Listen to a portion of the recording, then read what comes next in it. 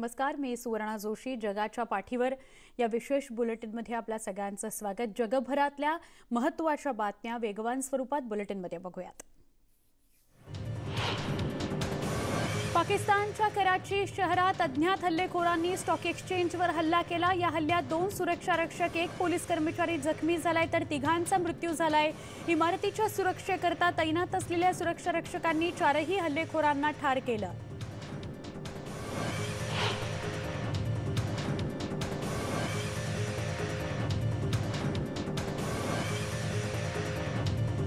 अमेरिकेच्या फ्लोरिडा राज्यात ट्रम्प समर्थक आणि विरोधक एकमेकांना भिडले. ट्रम्प यांच्या विरोधात काही लोक घोषणा देत होते. त्यांना ट्रम्प समर्थकांनी अटकाव केल्यानंतर इथं तणाव वाढला. ट्रम्प यांच्या एका समर्थकानं व्हाईट पॉवर नारा दिल्यानंतर त्यांच्या विरोधकांनी त्यांना नाझी वंशवादाचे पुरस्कर्ते असं संबोधल्यानं वातावरण तापलं. अमेरिकेमध्ये ब्लॅक लाईव्ह मॅटर चळवळीनं चांगलाच जोर धरलाय. पोलिसी अत्याचाराच्या कहाण्या सांगणारे अनेक व्हिडिओ आता व्हायरल होऊ लागलेत. अनेक जण स्वतःहून पुढे येत आहेत. या व्हिडिओच्या माध्यमातून कशा प्रकारे आपल्याला हीन वागणूक मिळाली ते सांगतायत. वर्णद्वेषामुळे आपल्याला अनेक संधी नाकारल्या गेल्याची तक्रारही अनेकांनी केली आहे. जगभरात वर्णद्वेषाविरोधातील चळवळीनं जोर धरला. या पार्श्वभूमीवर बेल्जियममधील हॅले शहरामध्ये 2 वसाहतवादी दिग्गजांच्या स्मारकाबाबतही पुनर्विचार सुरू आहे. कांगो देशातील लाखो लोकांच्या मृत्यूकरता जबाबदार असल्याचा आरोप असणाऱ्या बेल्जियमचा राजा लिओपोल्ड दुसरा याच्या थडग्यावर मर्डरर असं लिहिण्यात आलं होतं. तर आफ्रिकेमध्ये अत्याचार केल्याचा आरोप असलेल्या बेल्जियमचा लेफ्टनंट जनरल बॅरन अल्फॉन्सन यांच्या पुतळ्यावरही निषेधाच्या घोषणा लिहिण्यात आल्या. अमेरिकेतील वंशवाद विरोधी चळवळीच्या निमित्तानं अनेक पुतळे हटवण्याची मागणी करण्यात येते. लॉस एंजेलिसमध्ये विमानतळाजवळचा जॉन वेन यांचा पुतळा हटवण्याची मागणी जोर धरू लागली आहे. ऑरेंज काउंटी विमानतळाजवळ हा पुतळा आहे. वेन यांनी त्यांच्या काळात वर्णद्वेषाला समर्थन केल्याचा विरोधकांचा आरोप आहे. गायिका बियॉन्सी हिनं ब्लॅक इज किंग या आपल्या नव्या अल्बमची घोषणा केली आहे. Beyonce.com वर या अल्बमचा टीझर जारी करण्यात आला आहे. हा अल्बम पुढच्या महिन्यामध्ये रिलीज होणार आहे. ब्लॅक इज किंग हा कृष्णवर्णियांना येणाऱ्या अनुभवांच्या आधारे चित्रित करण्यात आला आहे. अमेरिकेतील सिएटल भागामध्ये आंदोलनकर्त्यांकरता खास कम्युनिटी किचन सुरू करण्यात आलंय. इथं आंदोलनकर्ते मोठ्या संख्येनं तंबू ठोकून राहत आहेत. ब्लॅक लाईव्ह मॅटर चळवळी अंतर्गत सुरू असलेल्या या आंदोलनाला पाठिंबा देण्याकरता आता अनेकांनी आंदोलनकर्त्यांना अन्न पुरवायला सुरुवात केली आहे. अनेकांकडून या आंदोलनकर्त्यांना मोफत जेवण आणि नाश्त्याची सोय केली जाते. अमेरिकेतल्या शिकागोमध्ये प्राईड परेड अंतर्गत एका मोर्चाचं आयोजन करण्यात आलं होतं. LGBTQ या समुदायातील लोकांनी या मोर्चाला मोठ्या संख्येनं हजेरी लावली. यंदा कोरोना व्हायरसमुळे शहराची वार्षिक परेड रद्द करण्यात आली आहे. रिओ दी जानेरोमध्ये ब्राझीलचे राष्ट्राध्यक्ष जेयर बोल्सोनारो यांच्या विरोधात झालेल्या निदर्शनादरम्यान काही काळ गोंधळ निर्माण झाला होता. कोपाकाबाना या बीचवर जमा झालेल्या निदर्शकांवर लक्ष ठेवण्याकरता मोठा पोलीस बंदोबस्त तैनात करण्यात आला होता. यावेळी एका समलिंगी महिलेशी पोलिसांनी गैरवर्तणूक केल्याच्या आरोपावरून गोंधळ सुरू झाला. आक्रमक आंदोलकांना पांगवण्याकरता पोलिसांनी अश्रुधुराचा मारा केला. तैवानची राजधानी तैपैमध्ये वार्षिक प्राईड परेडचं आयोजन करण्यात आलं होतं. LGBTQ समुदायातील अनेक जण या परेडच्या निमित्तानं एकत्र आले होते. अनेकांनी इंद्रधनुष्य रंगाचे मास्क परिधान केले होते. तैवानमध्ये समलिंगी विवाहांना कायदेशीर मान्यता देण्यात आलेली आहे. लंडनमधील प्राईड परेड रद्द केल्यानंतरही LGBTQ या समुदायाचे अनेक जण एकत्र जमले होते. डिजिटल प्राईड परेडच्या माध्यमातून शहरातील मोठमोठ्या स्क्रीन्सवर LGBTQ समुदायाबाबत संदेश प्रसारित करण्यात येत होते. भेदभावाची वागणूक थांबवा, सगळ्यांना सन्मानानं जगू द्या अशी मागणी या माध्यमातून करण्यात येत होती. रविवारी शिकागोमध्ये LGBTQ समूहातील हजारो जणांनी आंदोलन केलं. शहरात दरवर्षी काढण्यात येणारी परेड यंदा कोरोनामुळे रद्द करण्यात आली आहे. मात्र यावेळी सोशल डिस्टन्सिंगचा पुरता फज्जा उडाल्याचं बघायला मिळालं.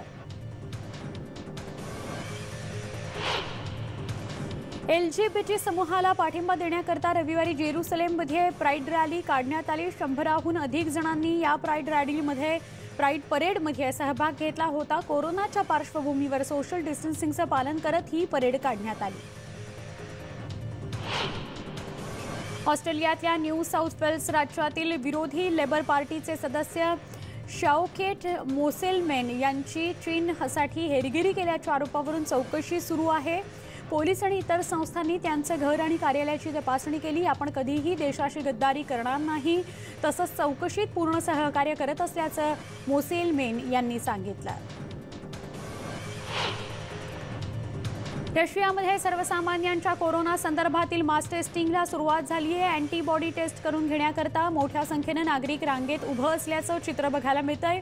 ही चाचणी विनामूल्य असून त्यावरून देशात कोरोना संक्रमण किती पसरलंय याचा अंदाज येईल असं आरोग्य विभागानं स्पष्ट केलं।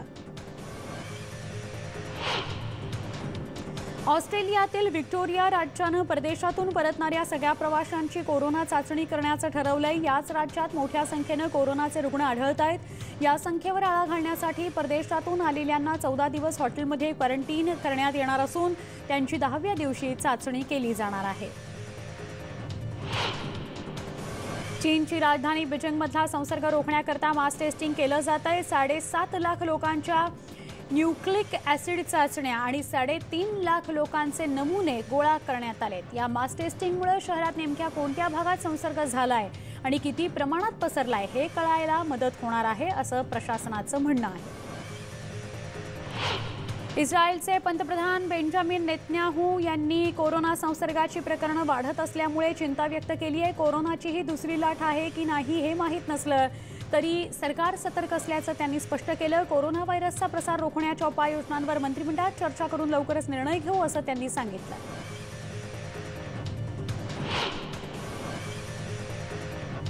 इंग्लंडच्या गृहसचिव प्रीती पटेल यांनी नागरिकांनी जबाबदारपणे वागावं असं आवाहन केलंय। विनापरवानगी एकत्र जमणं, सरकारच्या निर्देशांचं पालन न करणं, बेपर्वाईनं फिरणं, नागरिकांच्या कृतीवर त्यांनी या सगळ्या परिस्थितीत चिंता व्यक्त केली आहे।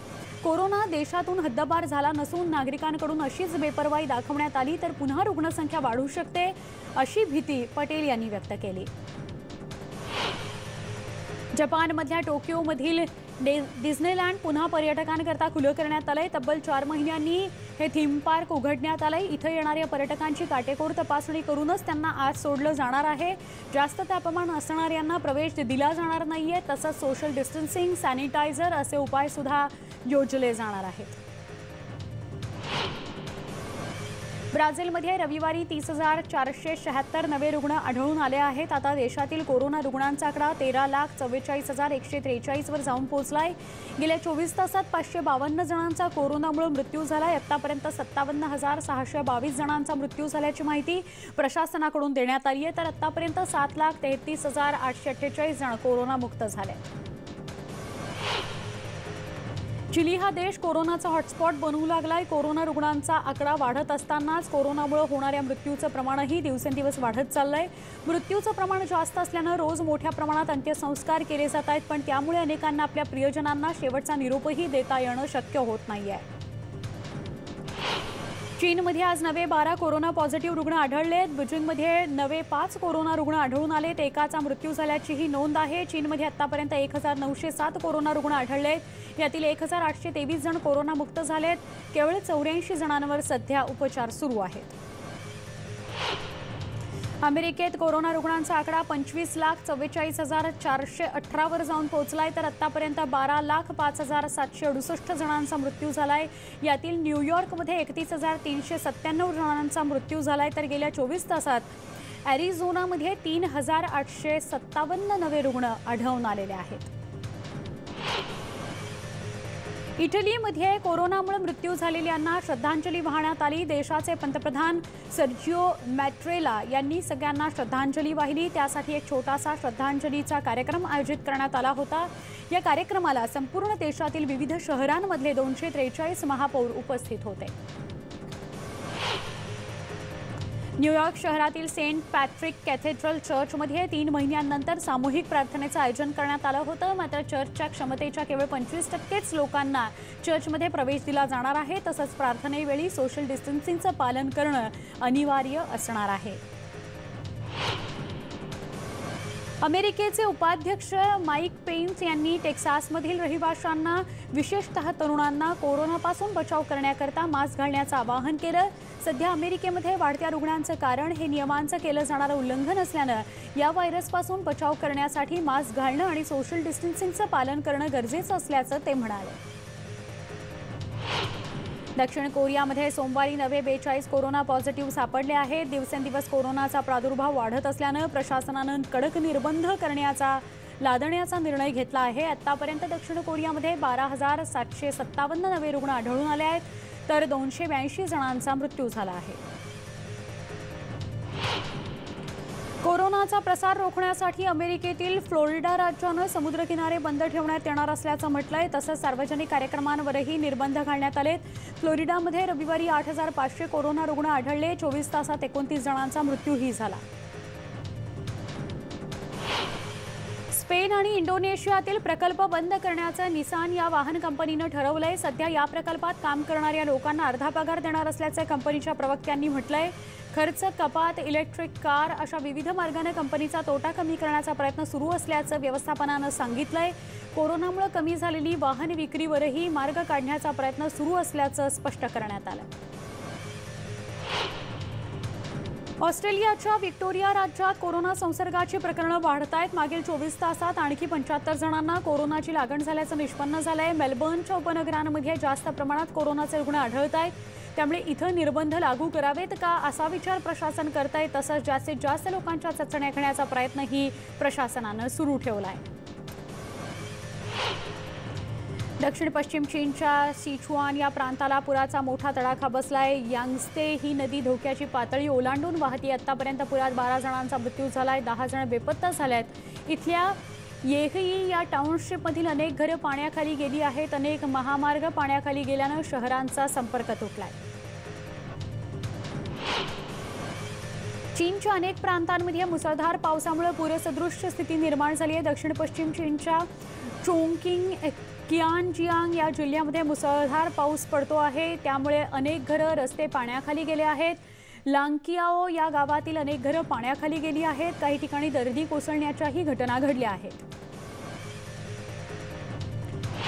मध्य चीनच्या हुबेई प्रांतातील अनेक ग्रामीण भागातील अनेक घरांना पुराचा फटका बसलाय. आता पूर ओसरल्यानंतर बचावाच्या कामानं वेग घेतलाय. अनेक रस्ते या पुरामध्ये वाहून गेलेले आहेत. मदत कार्यात अडथळे येत आहेत. काही ठिकाणी शुद्ध पाणी आणि खाद्यपदार्थांचा मोठ्या प्रमाणात तुटवडा जाणवतो आहे. लेबननची राजधानी बैरूतमध्ये दक्षिणेकडील उपनगरांमध्ये शेकडो हिजबुल्लाह समर्थकांनी मोर्चा काढला. या मोर्चात अमेरिका आणि इस्रायल विरोधी घोषणा देण्यात आल्या. लेबनीजचे परराष्ट्र मंत्री नसीफ हिट्टी आणि अमेरिकेचे राजदूत डिरोथी शिया यांच्यात बैठक होणार आहे. लेबननच्या अंतर्गत प्रश्नात ढवळाढवळ करू नये अशी ताकीद या बैठकीत लेबनीज परराष्ट्र मंत्री यांनी दिली आहे. जगाच्या पाठीवर या विशेष बुलेटिनमध्ये एक छोटासा ब्रेक घेऊया. अजून काही घडामोडींकरता काही क्षणात भेटूया. पहा फक्त न्यूज 18 लोकमत.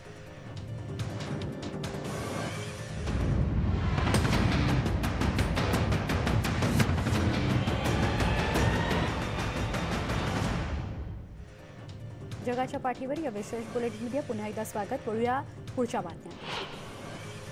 2022 मध्ये होणाऱ्या अध्यक्षपदाच्या निवडणुकीपूर्वी इमॅन्युएल मॅक्रॉन यांच्या लोकप्रियतेची चाचणी म्हणून फ्रान्सच्या लोकांनी मतदान केलं. मतदारांनी रांगेत उभं राहून मास्क आणि सामाजिक अंतराचं पालन करत मतदानाचा हक्क बजावला. मतदानाची ही दुसरी फेरी आहे. कोरोना व्हायरसमुळे देश लॉकडाऊनमध्ये जाण्यापूर्वी मार्चमध्ये पहिली फेरी आली होती. मॅक्रॉन यांनी आपल्या मतदानाचा हक्क उत्तर फ्रान्समधील ले टुचवेकच्या सी रिसॉर्टमध्ये जाऊन बजावला. पॅरिसच्या महापौर हिडाल्गो यांना विजयी घोषित करण्यात आलं. स्थानिक निवडणुकांसाठी झालेल्या मतदानात हिडाल्गोंनी आपल्या प्रतिस्पर्ध्याला पराभूत केलं. 2014 मध्ये त्या पहिल्यांदा महापौर म्हणून निवडून आल्या होत्या. आता 2024 पर्यंतच्या ऑलिम्पिकपर्यंत त्या महापौरपदी कायम असणार आहेत. एक्झिट पोलमध्ये पोलंडच्या अध्यक्षपदाच्या निवडणुकीमध्ये विद्यमान अध्यक्ष अंद्रेस टुडा यांना सर्वाधिक मतं मिळतील असं स्पष्ट करण्यात आलं, परंतु पहिल्या फेरीत टुडा यांना विजयासाठी आवश्यक असलेली 50%पेक्षा जास्त मतं मिळाली नाहीत. पहिल्या फेरीत टुडा यांना 41 मतं मिळाली, तर त्यांचे विरोधी ट्राझकोव्स्की यांना 30% मतं मिळाली आहेत. आता दुसऱ्या फेरीतील मतमोजणीकडे सगळ्यांचं लक्ष लागून राहिलेलं आहे. पोलंडमध्ये अध्यक्षपदाच्या झालेल्या निवडणुकीमध्ये पहिल्या फेरीत कुणालाही स्पष्ट बहुमत मिळालेलं नाही. वॉर्साचे महापौर आणि विरोधी उमेदवार ट्राझकोव्स्की यांनी आता मतदारांना खुल्या विचाराचं सरकार हवं की पुराणमतवादी याचा निर्णय घेण्याची वेळ आली असं आवाहन केलंय. आता पुढील फेरी 12 जुलैला होणार आहे. रशियन औद्योगिक शहर निझनी टागिलमधील कारखानदार हे फार पूर्वीपासून रशियाचे अध्यक्ष व्लादिमीर पुतिन यांचे समर्थक म्हणून ओळखले जातात. पुतिन यांना याच भागात सर्वाधिक मोठा जनाधार लाभतो. आताच्या घटना दुरुस्ती मतदानावरही या भागातून पुतिन यांना मोठं समर्थन मिळेल अशी आशा व्यक्त केली जाते. तर काही कामगारांनी मालकांकडून पुतिन यांच्या बाजूने मतदान करावं अशी जबरदस्ती केली जात असल्याचा आरोप केला. चीनच्या नॅशनल पीपल्स काँग्रेसच्या स्थायी समितीची 3 दिवसांची बैठक हाँगकाँग इथं सुरू आहे. या बैठकीच्या पार्श्वभूमीवर आंदोलन करणाऱ्यांना बळाचा वापर करून पांगवण्यात आलं. या आंदोलकांवर मिरची फूड स्प्रेचा वापर करण्यात आला, मारा करण्यात आला. नव्या कायद्यामुळे हाँगकाँगची स्वायत्तता धोक्यात येणार असल्याचा आरोप या आंदोलकांनी केला आहे. हाँगकाँगमधील राष्ट्रीय सुरक्षा कायदा मसुद्यासह अनेक विधेयकांचा आढावा घेण्याकरता चीनच्या सर्वोच्च विधिमंडळाची बैठक सुरू आहे. स्थायी समितीचे अध्यक्ष ली झानशू यांनी नवा मसुदा वाचून दाखवला. खासदारांनी फौजदारी कायदा, पेटंट कायद्यातील दुरुस्ती तसंच अल्पवयीन मुलांच्या संरक्षण आणि प्रशासकीय दंडाबाबतचा आढावा घेतला. चीनी सरकारकडून उईगर मुस्लिम आणि अल्पसंख्याकांच्या जन्मदर आटोक्यात आणण्याकरता कठोर उपाययोजना करण्यात येत आहेत. झिंजियांग प्रांतामध्ये 1 पेक्षा जास्त मुलं असल्यास त्याला कोणत्याही सवलती देण्यात येत नाहीयेत. नसबंदीची जबरदस्ती केली जात असून 1 पेक्षा जास्त मुलं असल्यास मोठा दंडही आकारला जातोय.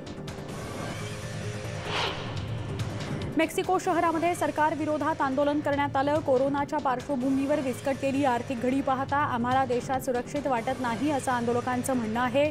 गरिबीमुळे आमचे हाल होत आहेत. राष्ट्राध्यक्षांनी राजीनामा द्यावा अशी मागणीही संतप्त आंदोलकांकडून करण्यात आली. साओ पावलो इथं आंदोलकांनी एकत्र येत ब्राझीलचे राष्ट्राध्यक्ष जैर बोल्सोनारो यांच्या विरोधात आंदोलन केलं. लाल झेंडे आणि हातात बॅनर्स घेऊन आंदोलक एकत्र जमले होते. बोल्सोनारो सरकार हे LGBT समूह, गरीब जनता आणि महिलांकरता सुरक्षित नसल्याचं आंदोलकांचं म्हणणं आहे.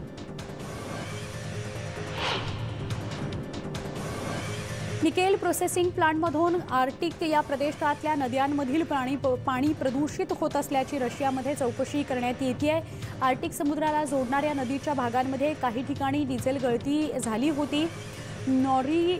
नॉरिल्स्क निकेल हे शुद्धीकरण प्रकल्प ज्यातून गळती झाल्याचा अंदाज आहे. अमेरिकेतील युटा राज्यामध्ये फटाक्यांमुळे जंगलाला भीषण आग लागल्याची घटना घडली आहे. त्यामुळे परिसरातील इमारतींमधील नागरिकांना त्वरित बाहेर काढण्यात आलं. जोरदार वारं सुटल्यानं आग विझवण्यामध्ये अग्निशमन दलाला अडथळे निर्माण होत आहेत. पोप फ्रान्सिस यांनी सिरियातील संघर्ष मिटवण्यासाठी संयुक्त राष्ट्र आणि संबंधित देशांनी पुढाकार घ्यावा असं आवाहन केलंय. सिरियातील संघर्षामुळे निष्पाप नागरिकांचे हकनाक बळी जात आहेत. त्यामुळे शांततेनं सर्वसामान्यांनी तोडगा काढावा असं आवाहन केलं जात आहे.